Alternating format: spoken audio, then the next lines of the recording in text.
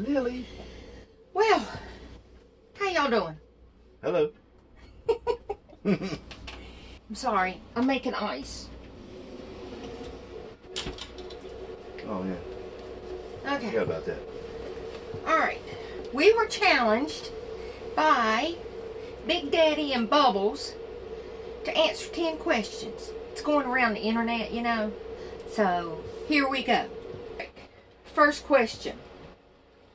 Do you like to travel alone or in a group? Talk to them. Oh, well.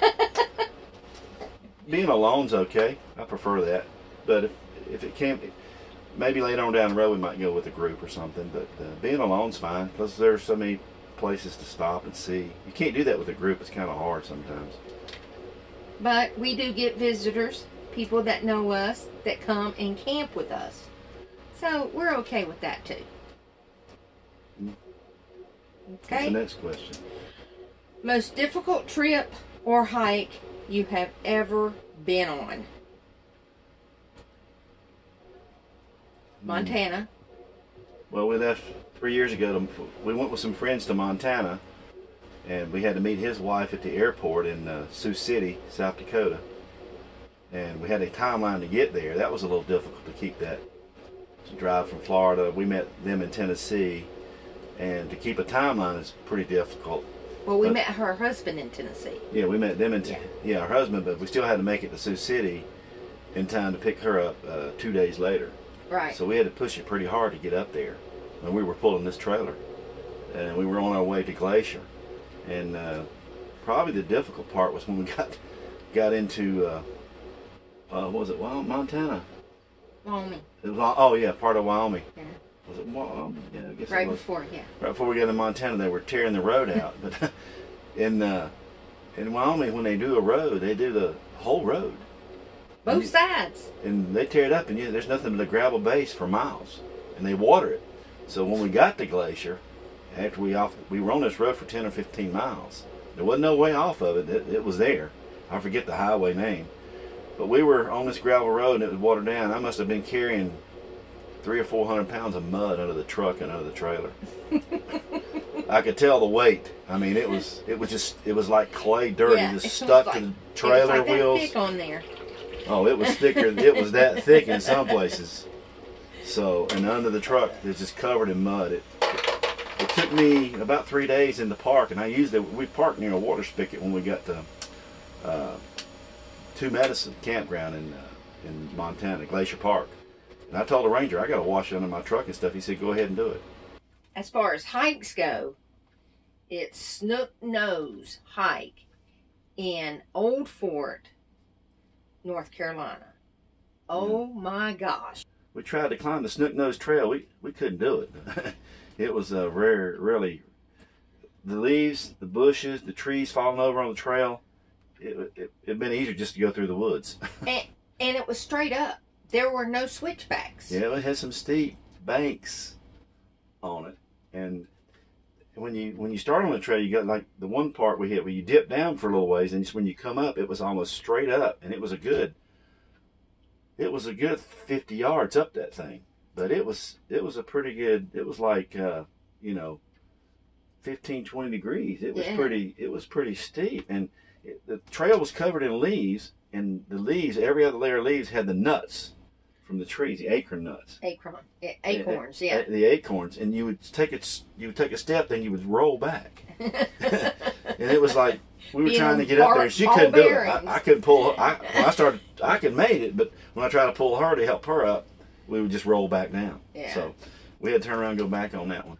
We spent probably 20 minutes trying to get up through there. We couldn't do it. It was one of the toughest ones. Right. It was harder than Sarah's Crack here in Lake Havasu. Oh yeah, Sarah's Crack was easy compared to that trail. Exactly. Question. Number 3. What outdoor activities do you do in the winter? Well, we're not going to be where it's too cold. We can be where it snows, but and we want to do some of that hiking and photo. She does photography, and me, I just like I'll hike around, check stuff out. We do a lot of walking, hiking, whatever you want to call it. But if there's trails and stuff, we try to hit the trails. Oh, yeah, definitely. We try to walk as much as walking. If you can't swim, walking is the next best thing. That's what the doctors say. What is the most beautiful place you have ever slept in your RV or camping or whatever? Well, there's... God, that's tough. I mean... Montana. East Glacier. Yes. As far as being in this, now, I was in the Navy, so I traveled the world. There's some places that I traveled and slept and stayed, and it was beautiful. Mm-hmm. But being at sea and seeing the lights of the city, Rio de Janeiro was pretty nice. Yellowstone's pretty nice. Yellowstone's pretty nice. It just depends, you know, as far as traveling with the RV and stuff like that. Yellowstone was pretty good, and definitely Glacier. Number 5. Have you ever been injured in the outdoors? Well, you got that stick in the arm when we were at... Yeah. Nothing major. You're going to have minor stuff. We had some mosquito bites when we were camping down in Florida. But you can't escape those there. People. You can't. Louisiana, the Gulf Coast, the Gulf States, you're going to have mosquitoes and stuff. You're going to have that down there. But nothing major. When I had my knee, we were camping in Davis River Campground in Brevard, North Carolina. We were camping there, and when I went knee down, we were still tent camping. Mm-hmm. We ain't took this there yet, but we're going to do that too. Right. I bent down and my knee acted up. So what I had to do was I got to see the doctor when I got back home, and I had to have knee surgery. I tore my meniscus or whatever it is in there. So I had to have that straightened out. But nothing real serious on any of the. We try to be safe. What's the next one? Number 6. Do you practice any special survival skills? Well, we do. I'm prior military, so I've had all kinds of survival training and stuff like that. And we are probably going to have a little bit more gear as far as water stuff on board, because we're going to, as soon as we get some modifications made where we can be back off the road more further, we're going to improve our situation with that kind of gear. But we have snake bite kits, we have several first aid kits, we have everything we need. We have bear spray. We have the big bear spray. Yeah. Not the little one. And we got the big one, it's $40 can. And I'm going to tell you, I may not look like I can be fast, but let some bear get after me. I'll be hightailing it down the road. And guess what? If I pass him, he's bait, not me. Okay, next. Favorite recipe for cooking outdoors? Oh, I love my steak.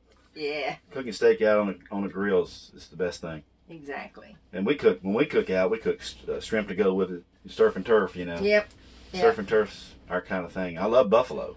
Oh my gosh. Buffalo, elk, any of that stuff cooked on the grill is really good.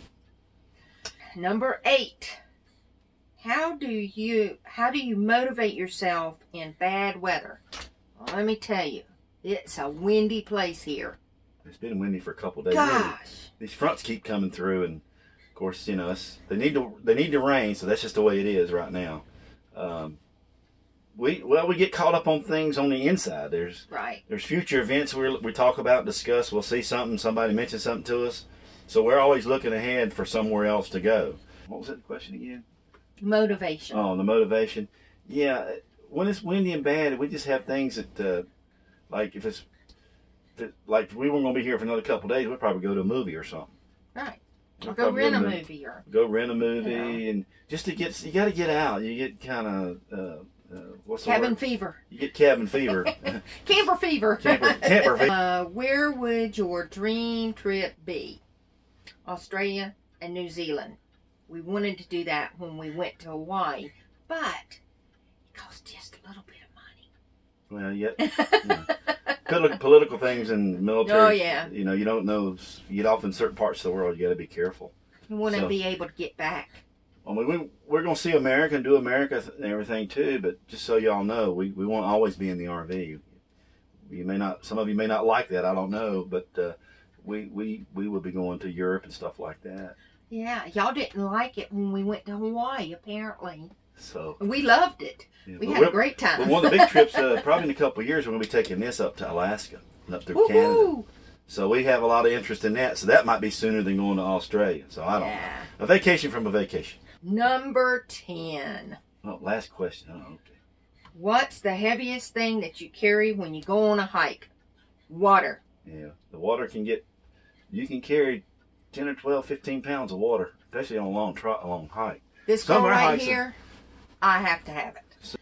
Okay, now we're supposed to challenge someone else to do these 10 questions. And our first challenge is to Wayne on the road. Go, Wayne. I know you can do this, man. The next YouTuber, M and the Gang. Y'all go. And we just started following Life with Ken and Jane. Ken and Jane, yeah, they're pretty good. Good guys. Y'all take care, and we will see you in the next video. All right. So long, guys. Thumbs up. Thumbs up. And subscribe.